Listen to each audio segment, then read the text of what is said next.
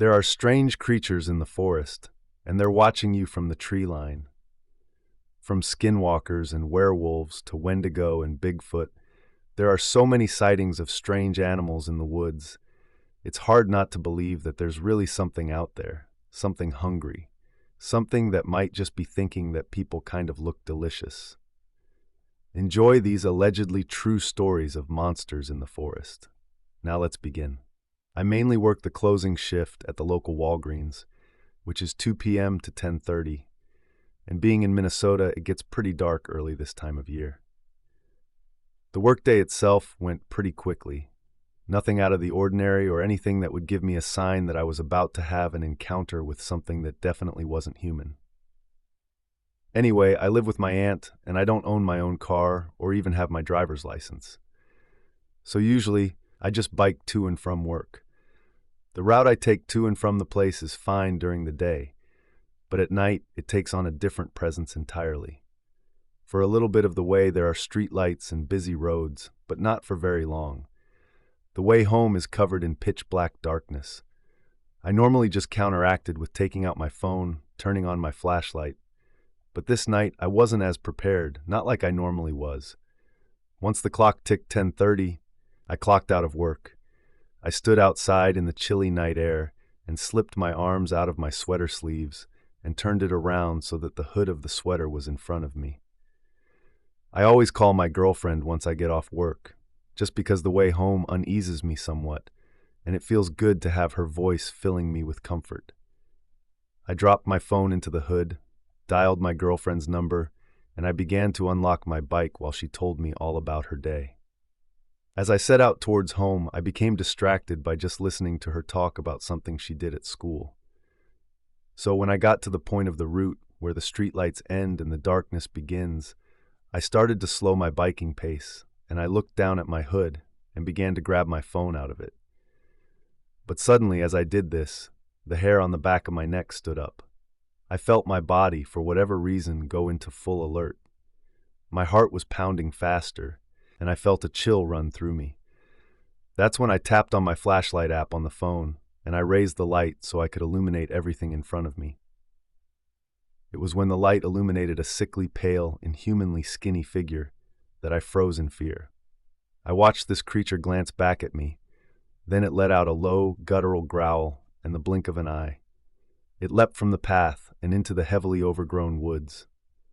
This sent my body into fight-or-flight mode, to which I chose to flee. There was no way I was going to stick around and see what this creature was or planned to do with me.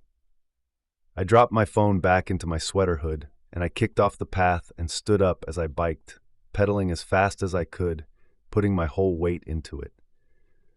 Though it was futile, as I soon heard the sound of a high-pitched screeching. It was coming from the woods, and it was keeping pace with me. I could hear those bony limbs thudding to the ground with ease, as if the trees and bushes and just nature itself was merely an illusion. As it began to chase me, as if it was on a hunt, I pedaled and pedaled faster and faster until I couldn't push the bike to go any harder. It took only a few minutes at my pace to clear the forested path, to which I heard the creature's movement stop, and the night grew silent again. When the encounter was over, I thought, I heard my girlfriend's voice snapping me back to the world. Her voice sounded panicked and worried. I told her about what had just happened, and she just sort of ignored it, saying I was probably just tired and imagining things. I didn't feel like arguing. I know I didn't just imagine it. Didn't just imagine seeing a creature, hearing its growls and screeches as it hunted me. There's just no way that vivid of an encounter could have just been my imagination. I wasn't crazy. After a while of just talking about random things, I managed to get calmed down. I was about halfway home at this point, so I'd be home in a good 15 minutes. At this point, the path just cuts through this hilly field. As I got closer and closer to that area, I noticed a rather odd smell, a scent that just didn't belong. There were no human buildings around, no restaurants, or anything like that. Because it wasn't a bad smell, it smelled very much like fresh blueberry pies or waffles. I don't really know how to describe the scent, other than just a very fresh blueberry smell. It filled my nose, coming from the direction of the woods, which was way on the other side of the field. It snapped my mind back to the creature I'd encountered. Just staring into the woods freaked me out enough. I felt my hands tighten against the handlebars, and I snapped away from the tantalizing scent, and I began to bike away faster, pushing my body and my bike harder. I ended up making it home in half the time.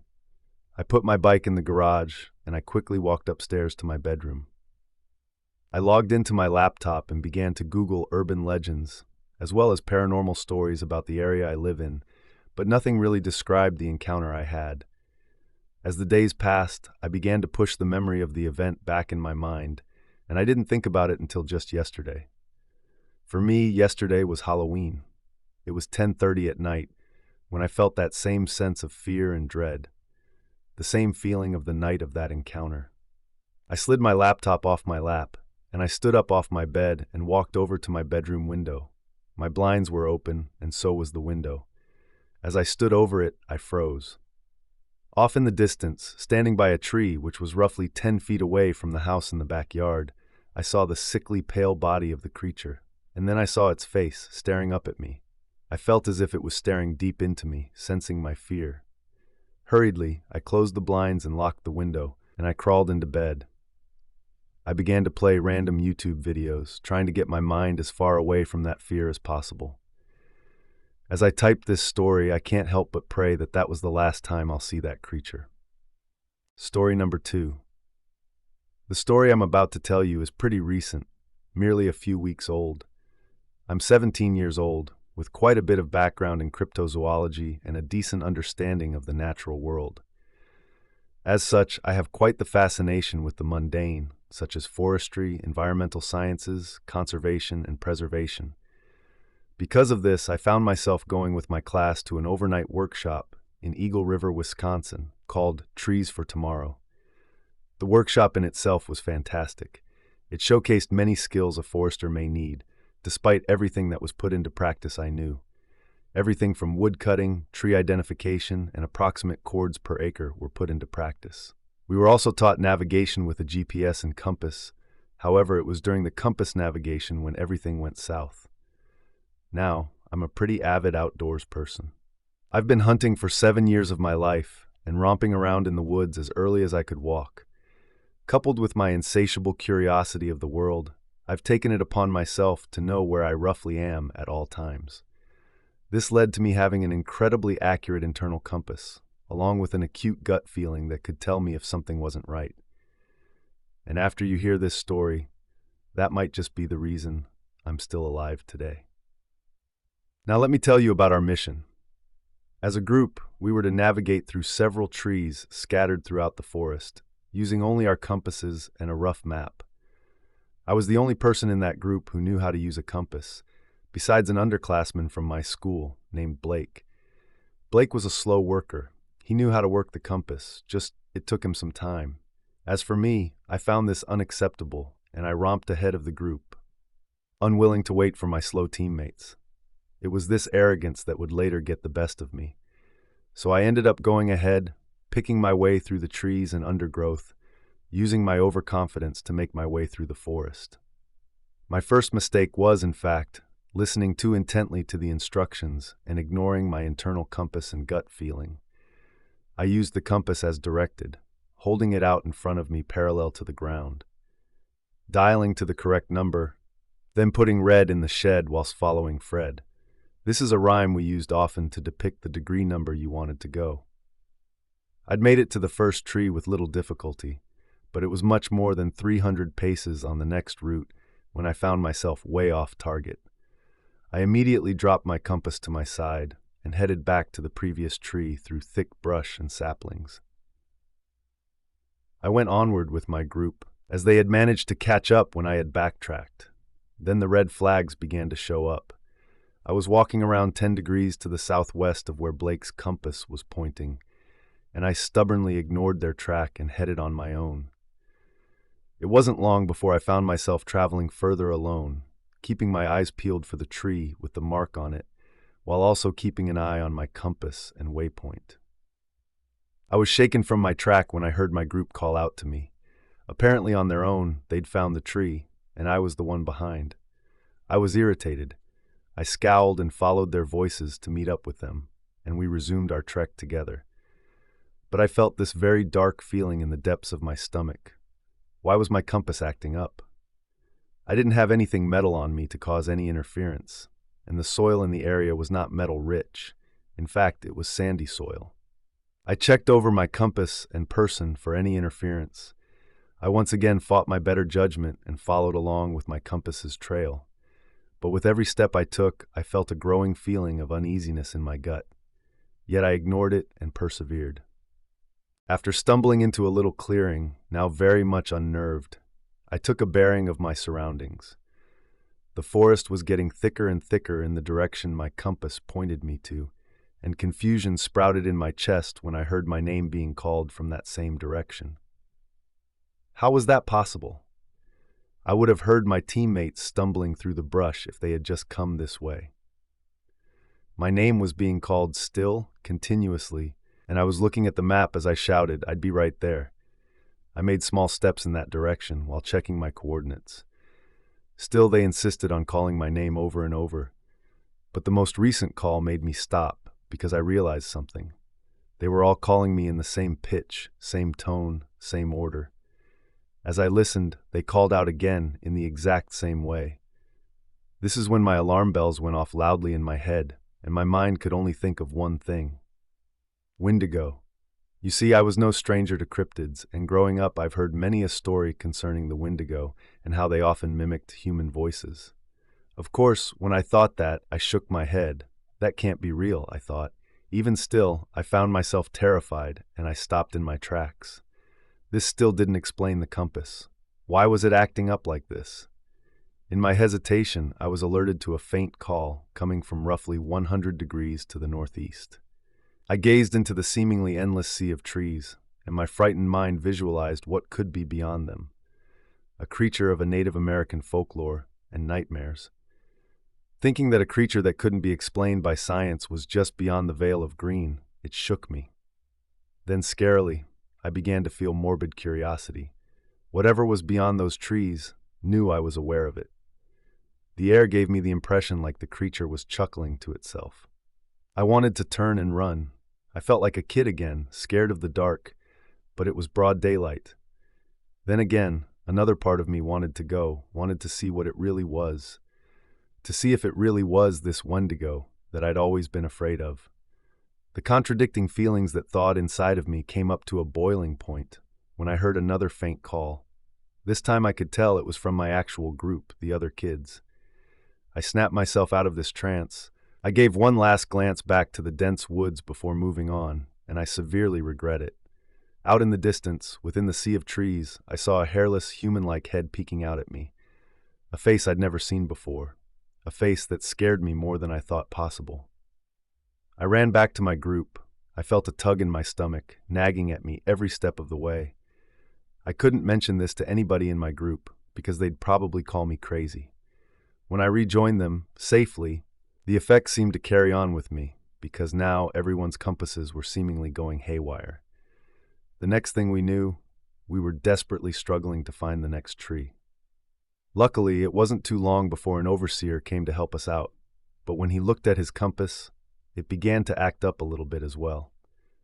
This led us all on a wild goose chase in the area. He knew where the tree was, roughly. When we fanned out in the area, I found the luring feeling curling up in my gut once more. That morbid curiosity, mixed with nightmarish dread.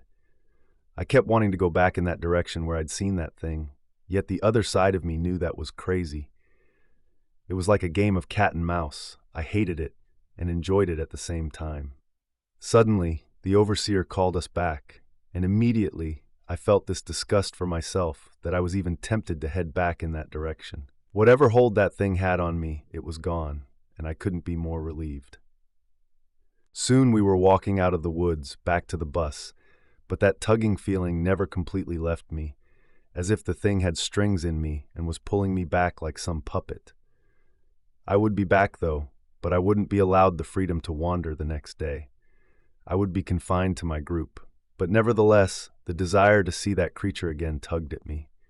Even as I think back on these events, it makes my stomach curl up in knots.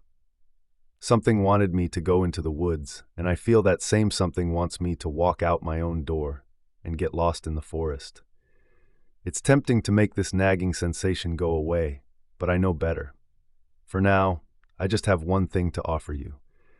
Unless you have a morbid curiosity, I'd recommend not following the bad feeling in your stomach, because chances are you might never leave the woods. Story number 3.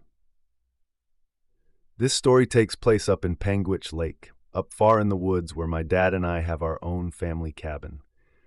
A little background: originally I'm from Vegas, and around that time during the spring break of 2014, we went up to our family cabin for a fishing trip. It would be for the whole weekend, so my dad said I could invite a friend. I decided to invite my good friend Hunter. It was an early Monday morning when we set out to leave for the cabin. In all, it was about a 7-hour drive. I slept for most of the car ride there. By the time we reached the cabin, it was nightfall. Hunter and I got out of the car and grabbed our bags to take inside. We were so tired that we just dropped our bags and crashed on the couch. My dad, of course, took his bags into the first room of the cabin and slept on the bed. The next morning, Hunter woke me up. He asked me to go explore the woods with him since he had never been out here before, and this kid loved to go exploring. I was tired, but eventually I gave in. We started our journey into the woods as we quietly stepped out the cabin door. The door creaked, and I was hoping not to wake up my dad. Once we were sure that he was still in bed, we set off and began walking through the woods. The whole cabin was surrounded by trees. The tree line began about 5 meters away from the cabin. As we were walking, we were about 20 minutes down the tree line when Hunter said, "Dude, I've got to pee. Give me 1 sec." I laughed and said, "Already?" It didn't help that at that point, the forest seemed to be sketchy. For the first time in a while, the place was kind of creeping me out, the way it was so silent, but I figured it was just a morning thing. Maybe the birds would be up later, chirping away as usual. Hunter went off behind a tree, and as he did, I started to whistle one of my favorite tunes. Then all of a sudden, I heard a twig snap directly in front of me where I was facing.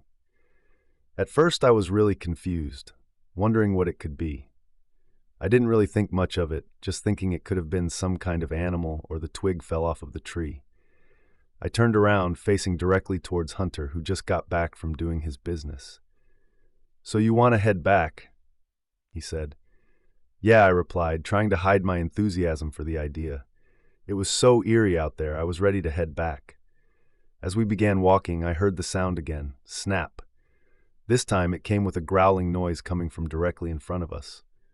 I'd never gotten chills from a sound like that, at least not that fast, because I didn't recognize the sound of this animal. It wasn't like the growl of a dog or a cat. It was more like the screeching of metal against sharper metal. And that's when it revealed itself. It was on all fours, and it was pale and skinny, down to the bone and flesh. It had scrawny arms and really thin legs. It reminded me of something you'd see in a video game or a children's horror book. I was in shock. I couldn't move. It let out another horrible screeching noise. Hunter turned to me and grabbed me by the arm, screaming, "Run!"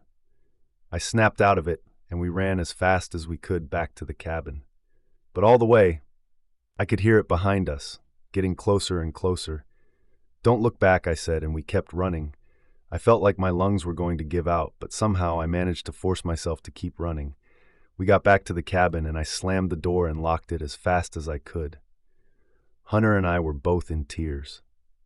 This was the most intense and scary experience we'd ever been through. Hunter glanced over at me and asked, "Do you see it?" There was a stutter in his voice. I looked out the window, but there was nothing. No sign of anything. Everything seemed normal. We just sat on the couch, and I looked over at Hunter. "We can't tell anyone about this. They're not going to believe it. It's better if we just don't," I said to Hunter. "Okay, dude, I completely agree," he replied. "But what was that?" "Hunter, I have no idea what that was." The rest of the trip was very hard to enjoy. Every night we'd get back from fishing, we'd lock the doors and double-check them, then we'd close the blinds. But on one night, we heard tapping at the window. Yet the two of us remained still, pretending to sleep, our eyes closed, but all we could focus on was the idea that that thing was out there. I don't know what we saw that day, I'm just glad that Hunter grabbed me and shook me out of my little trance. The thought that really scares me, though, is what it would have done if it had caught up to us. Were we food to it, or were we just its toys? It's that kind of thought that keeps me up at night, even still. Story number 4. I live down in South Dakota, in the wooded parts of the place, and I'd like to think that I know the area pretty well. I have one dog, and that's about it. On a daily basis, I just wake up, make a cup of coffee, and eat some breakfast, the normal stuff. But on this particular day, it was like no other. I'd been invited to a birthday party at my friend's house. I got a text from Mike that day. He told me to be there in 5 if I could. He wanted to show me something before the party started. I got my keys and jumped in the car. It was about 2:30 p.m., and I had barely started leaving my driveway when an awful smell smashes into me. It's faint, but it's still pretty bad. I assume it's a skunk, so I cover my nose and I leave my driveway. But as I do, Mike texts me again, saying he's already at the house. I put my phone down and began concentrating on the road. But again, the smell gets worse, way worse. It smells like decaying fish mixed in with duck feces. It then began to diffuse throughout the entirety of the inside of my car. Now, covering my nose didn't even work. The smell is so bad, it's bringing me to the edge of tears. Not seeing where I'm going, my car hits something big and hard. I slide off the road and stop. I think I just hit a person, and I begin to panic, unbuckling my seatbelt and opening the door. My car was fine and had only slid a few yards off the road. Then I look back in the middle of the road, trying to find what I hit, only to see the decaying carcass of a fully grown bear, before I can think it was my fault that I had just killed a poor bear. I walk over to it, and immediately I realize it wasn't me that took this animal's life. It had definitely perished from something else. The eyes were gone. It was ripped open, and some of it was missing. It looked like it had been dissected, not hit by a car. I stumble backwards, thinking of what kind of animal could kill a bear like that, and why it would dissect the body in such a way. Then the smell comes back full force. I hunch over and throw up, and as I do, something growls at me. It's a low growl coming from maybe 20 yards away. It growls again, but this time its voice turns into a scream. It's both human and animal-like, like a pig's whine and that of a cat's hiss. I turn around, looking for my car. I was so nauseated and afraid that I almost forgot where I was. I run over and jump inside. I lock all the doors and sit there, not even turning the car on. Then I hear this clicking noise, and then something crashes down onto the roof of my car. I nearly soiled myself when I heard that. I turned on the car rapidly, and I slammed my fist onto the horn, trying to scare away whatever this thing was. Then I floored it away from that scene, not even daring to look back at whatever it was. In half my average time, I make it to my friend's house. An incoming call vibrates my phone, making me jump. I was definitely on edge after that. It's Mike. I answer the phone to hear a, "Hey, where you at?" But I don't reply. He asks one more time, "You there? Where you at, man?" And I finally say something. I got lost. My voice was shaky, and I can tell he knows something is wrong. I'd been here before, and it was only 5 minutes away. It's not a drive that anyone gets lost on. Oh well, we'll be there quick. He hangs up the phone, and then I set the phone down. A few minutes later, and I'm in Mike's house. We say the usual hellos, and then I see my other friends outside in the backyard.